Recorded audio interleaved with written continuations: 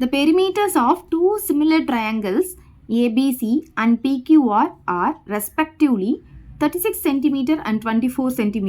இந்த ரெண்டு ட்ரையாங்கிளுடைய பெரிமீட்டரும் நமக்கு இங்கே கொடுத்துருக்காங்க. அதுக்கப்புறம் PQ உடைய வேல்யூவும் கொடுத்துருக்காங்க. AB உடைய வேல்யூ கண்டுபிடிக்க சொல்லியிருக்காங்க. சரி, ஃபர்ஸ்ட் இந்த ரெண்டு ட்ரையாங்கிளும் என்னன்னு சொல்லிட்டாங்க? சிமிலர் ட்ரையாங்கிள் சொல்லிட்டாங்களா? அதை எடுத்து எழுதிக்கலாமா? ட்ரையாங்கிள் ஏபிசியும் ட்ரையாங்கிள் PQRும் சிமிலர் அப்படின்னு சொல்லியிருக்காங்க. ஸோ ரெண்டு ட்ரையாங்கிள் வந்து சிமிலராக இருக்கும்போது அதோடைய பெரிமீட்டருடைய ரேஷியோ வந்து இதோடைய கரஸ்பாண்டிங் சைட்ஸோடைய ரேஷியோக்கு ஈக்குவலாக இருக்கும். அதாவது எப்படி எழுதலான்னா, perimeter of triangle ABC by ரேஷியோனா பை, அதாவது ஃப்ராக்ஷனில் எழுதுறது தான் நம்ம ரேஷியோன்னு சொல்லுவோம். So perimeter of triangle PQR. So இது ரெண்டுமே நம்ம ரேஷியோவில் எழுதிக்கிறோம். இது வந்து எதுக்கு ஈக்குவலாக இருக்கும்னா, அதோடைய கரஸ்பாண்டிங் சைட்ஸ் வந்து ரேஷியோவில் எழுதுவோம் இல்லையா, அதுக்கு வந்து ஈக்குவலாக இருக்கும். சரி, இப்போது நமக்கு இங்கே என்ன சைட் சொல்லியிருக்காங்க பாருங்கள், PQவும் ABயும் சொல்லியிருக்காங்க. அப்போ அது ரெண்டும் மட்டும் வரதே எழுதிக்கலாம். நார்மலாக நம்ம என்ன பண்ணுவோம், ஃபஸ்ட்டு ரெண்டு பை போட்டு ஃபஸ்ட்டு ரெண்டு எழுதுவோம், அப்புறம் செகண்ட் ரெண்டு, அப்புறம் செகண்ட் ரெண்டு, எல்லாமே எழுத தேவையில்லை. நமக்கு எது தேவையோ அதை மட்டும் நம்ம இங்கே எழுதிக்கலாம். PQ AB இருக்குது, AB வந்து இங்கே ஃபஸ்ட்டு 2ல் இருக்குது, அதே மாதிரி PQவும் ஃபஸ்ட்டு 2ல் இருக்குது. அப்போ இது ரெண்டு மட்டும் நம்ம எடுத்துக்கிட்டாவே போதும். ஸோ இப்போ பாருங்கள், AB பை PQ இது ஒன்றே நம்ம எடுத்து எழுதிக்கலாம், வேறு எதுவும் நமக்கு தேவையில்லை. சரி, இப்போது பெரிமீட்டர் ஆஃப் ட்ரையாங்கிள் ஏபிசிக்கு வந்து நமக்கு வேல்யூ கொடுத்துருக்காங்க. இங்கே பார்த்தீங்கன்னா 36 சென்டிமீட்டர். அப்புறம் பெரிமீட்டர் ஆஃப் ட்ரையாங்கிள் PQRக்கு வந்து 24 சென்டிமீட்டர் கொடுத்துருக்காங்க. அப்புறம் ரெண்டும் நம்ம இங்கே எழுதிக்கலாமா? ஸோ இதுக்கு வந்து 36 கொடுத்துருக்காங்க, PQRக்கு வந்து 24 கொடுத்துருக்காங்க. ஸோ ரெண்டுமே இந்த மாதிரி பையில் போட்டு எழுதிக்கோங்க. ஈக்குவல் டு ஏபி வந்து நமக்கு தெரியாதது தான் நம்ம கண்டுபிடிக்க போகிறோம். ஆனால் PQக்கு வந்து அவங்க வேல்யூ கொடுத்துட்டாங்க 10ன்னு சொல்லிட்டு. ஸோ நமக்கு என்ன வேணும்? ஏபி தான் வேணும். அது மட்டும் எங்கே இருக்கட்டும். இந்த 10 மட்டும் என்ன பண்ணுங்கள், இந்த பக்கம் கொண்டு வந்துருங்க. அப்போ டினாமினேட்டரில் இருக்குது இந்த பக்கம் வரும்போது என்ன ஆகும், நமக்கு மல்டிப்ளேயில் வந்துடும். ஸோ இங்கே மல்டிப்ளேயில் போட்டு டினாமினேட்டரில் 24 இருக்கும். ஸோ நம்ம இது ரெண்டு 4 டேபிளில் கேன்சல் பண்ணிக்கலாமா? 4 டேபிள் இது 6 டைம்ஸ் வரும், இது 4 டேபிளில் 9 டைம்ஸ் வரும். அதுக்கப்புறமா 3 டேபிளில் கேன்சல் பண்ணலாம், இது 2 டைம்ஸ், இது 3 டைம்ஸ். அதுக்கப்புறம் இங்கே பாருங்கள், இது வந்து 2 டேபிளில் 1 டைம், இது 5 டைம். அப்போ என்ன ஆகும், 3 5 15ன்னு கிடைக்கிது. அப்போ ஏபியோடைய வேல்யூ என்ன கிடைக்குதுன்னா 15 சென்டிமீட்டர் அப்படின்னு கிடைக்கிது. 4.8 பாருங்க. If triangle ABC is similar to triangle DEF. இது ரெண்டு சிமிலர் ட்ரையாங்கிள் சொல்லிட்டாங்க. இப்போ மேலே நம்மளுக்கு எப்படி வந்து சொன்னாங்களோ அதே மாதிரி தான் ஏபிசியும் PQRும் சிமிலர் ட்ரையாங்கிள் சொன்னாங்களா, அதே மாதிரி தான் ஏபிசியும் டிஇஎஃப் ட்ரையாங்கிளும் நமக்கு இங்கே சிமிலர் ட்ரையாங்கிள் சொல்லிட்டாங்க. பிசி அப்படின்ற ஒரு சைடு கொடுத்துருக்காங்க, இஎஃப் அப்படின்ற இன்னொரு சைடு கொடுத்துருக்காங்க.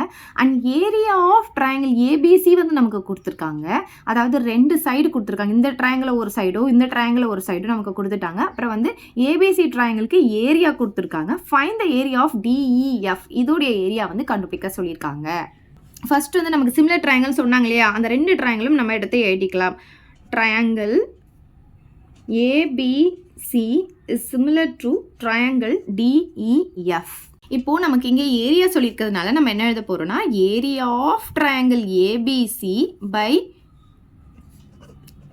Area of triangle DEF. Perimeter சொன்னாங்கன்னா நம்ம பெரிமீட்டர் போடுவோம், இங்கே வந்து ஏரியா சொல்லியிருக்கறனால ஏரியா போட்டிருக்கோம். ஆனால் பெரிமீட்டருக்கு வந்து நம்ம கரஸ்பாண்டிங் சைட்ஸ் வந்து ப்ரொபோர்ஷனலாக இருக்கும். இங்கே பார்த்தீங்கன்னா ஏரியான்னு சொல்லும் போது கரஸ்பாண்டிங் சைட்ஸோடைய ஸ்கொயர்ஸோடைய ரேஷியோ தான் ப்ரொபோர்ஷனலாக இருக்கும். சரி, இப்போ பாருங்கள், இப்போ ஃபஸ்ட்டு 2 எடுத்தனா இங்கேயும் ஃபஸ்ட்டு 2 நமக்கு என்ன கொடுத்துருக்காங்கன்னு பாருங்கள், பிசியும் இஎஃப்பும் கொடுத்துருக்காங்க.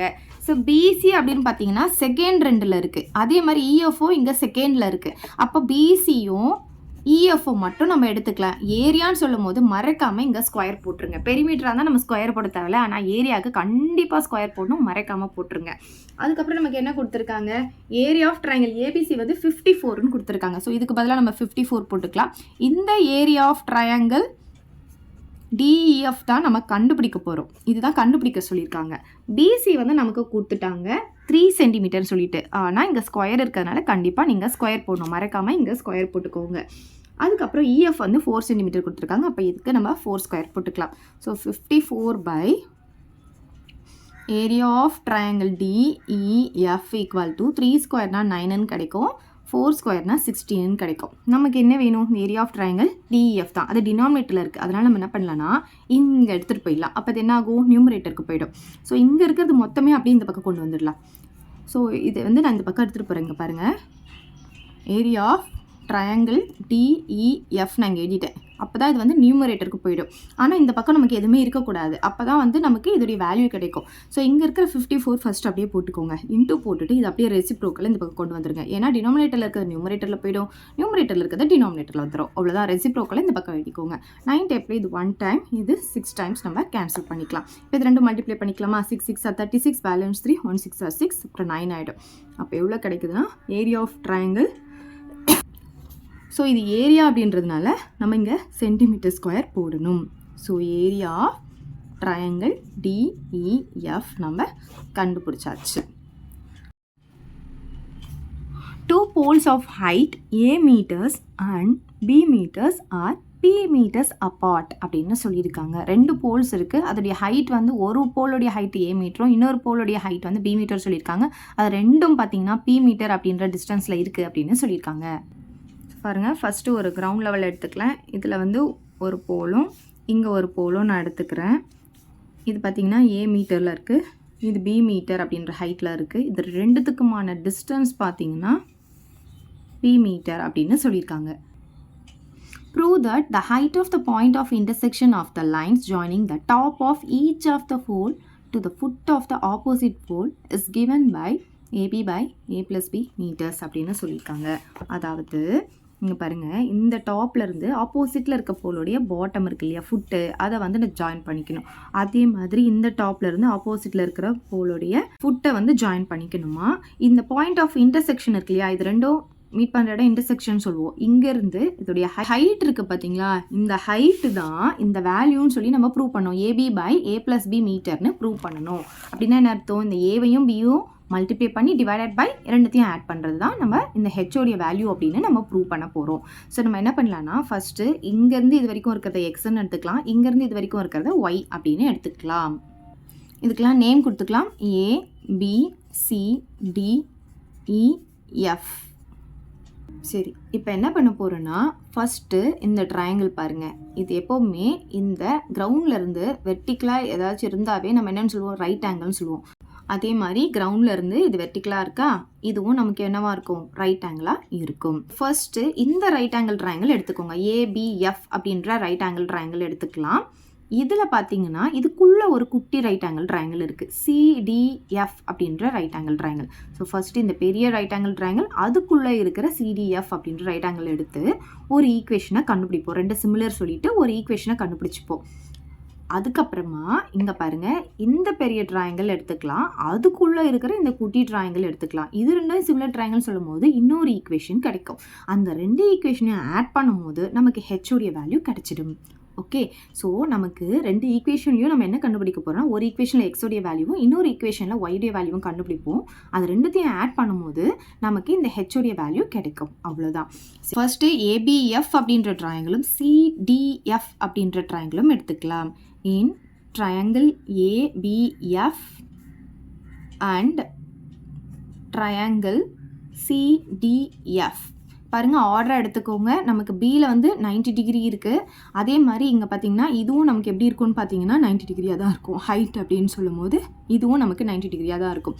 ஸோ பியில் 90னா டிலையும் நமக்கு இங்கே 90 இருக்குது. ஸோ அந்த ஆர்டரில் கரெக்டாக எடுத்துக்கோங்க. இப்போ பாருங்கள் எப்படி எழுதலான்னா, ஆங்கிள் பியும் ஆங்கிள் டியும் 90 டிகிரி அப்படின்னு சொல்லிடலாம்.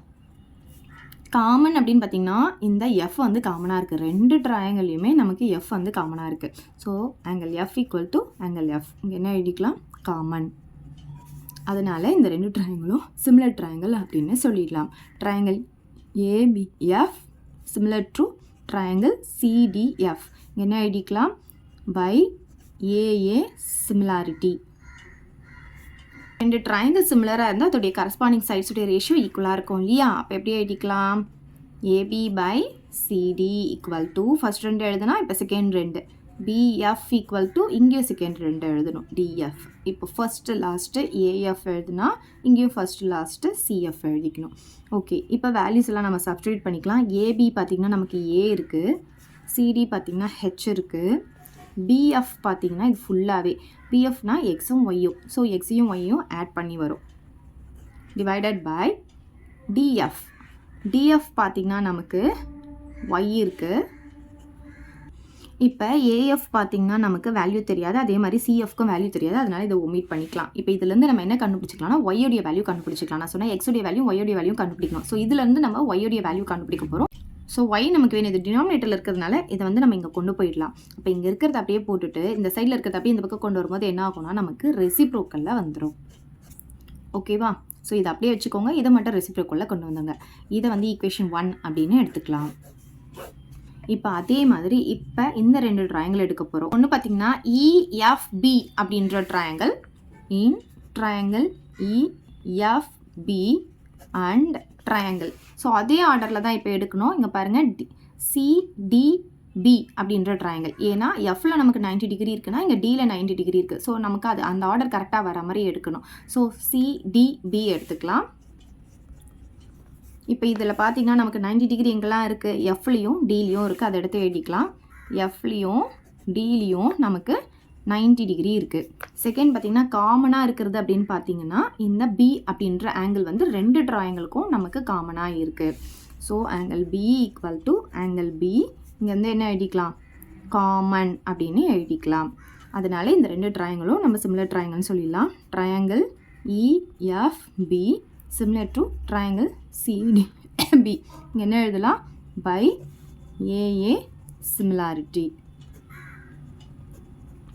இப்போ அதே மாதிரி ஃபர்ஸ்ட் 2 எடுக்கிறோன்னா EF by இங்கேயும் ஃபர்ஸ்ட் 2 CD, செகண்ட் 2 FBன்னு எடுக்கிறோன்னா இங்கேயும் செகண்ட் 2 DB, அப்புறம் ஃபர்ஸ்ட்டு லாஸ்ட்டு EB எடுக்கிறோன்னா இங்கேயும் ஃபர்ஸ்ட்டு லாஸ்ட்டு CBன்னு எடுக்கணும்.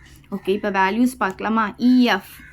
EF உடைய வேல்யூ B இல்லையா, ஸோ B எடுத்து எழுதிக்கலாம். CD உடைய வேல்யூ H, அதை எடுத்து எழுதிக்கலாம். FB உடைய வேல்யூ பார்த்திங்கன்னா X + Y.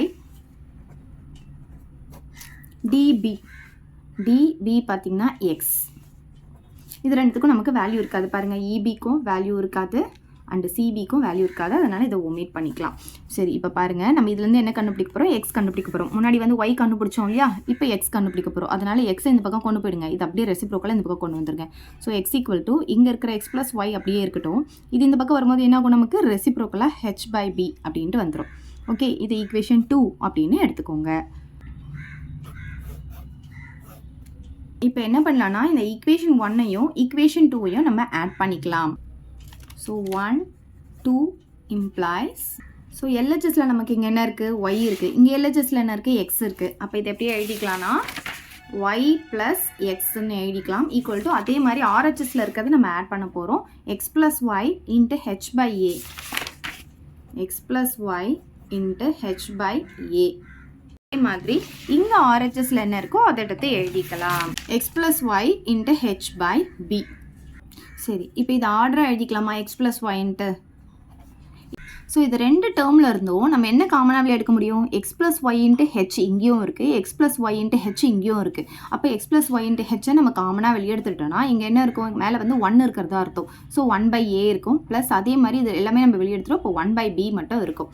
இப்போ பாருங்கள், 2 சைடும் நமக்கு என்ன இருக்குது, X + Y இருக்கா, அதை அப்படியே நான் வந்து கேன்சல் பண்ணிட்டேன். ஸோ இங்கேயும் நமக்கு X + Y இருக்குது, கேன்சல் பண்ணிட்டேன். அப்போ இங்கே என்ன இருக்கும், 0லாம் கிடையாது, இங்கே 1 இருக்குது. ஓகே, ஸோ 1 = எப்படி 1ன்னு சொன்னால், இப்போ இது டிவைடரில் கொண்டு வரீங்கன்னு வச்சுக்கோங்களேன். இப்போ நியூமரேட்டர் டினாமினேட்டர் கேன்சல் பண்ணால் நமக்கு 1 இருக்கிறதா அர்த்தம் இல்லையா, ஸோ அதனால் 1 போட்டுக்கணும். இங்கே என்ன இருக்குது, H. இப்போ இதுக்கு வந்து நான் LCM எடுக்க போகிறேன். ஏவுக்கும் பிக்கும் LCM எடுத்தால் ABன்னு வரும். இப்போ கிராஸ் மல்டிப்ளிகேஷன் பண்ணிக்கலாம். அப்போ இது என்ன ஆகும், இங்கே B ஆகும், இங்கே என்ன ஆகும், Aன்னு ஆகிடும். அப்போ 1 = H இன்ட்டு இது ஆர்டரை எப்படி எழுதிக்கலாம், A + B/ABன்னு எழுதிக்கலாம்.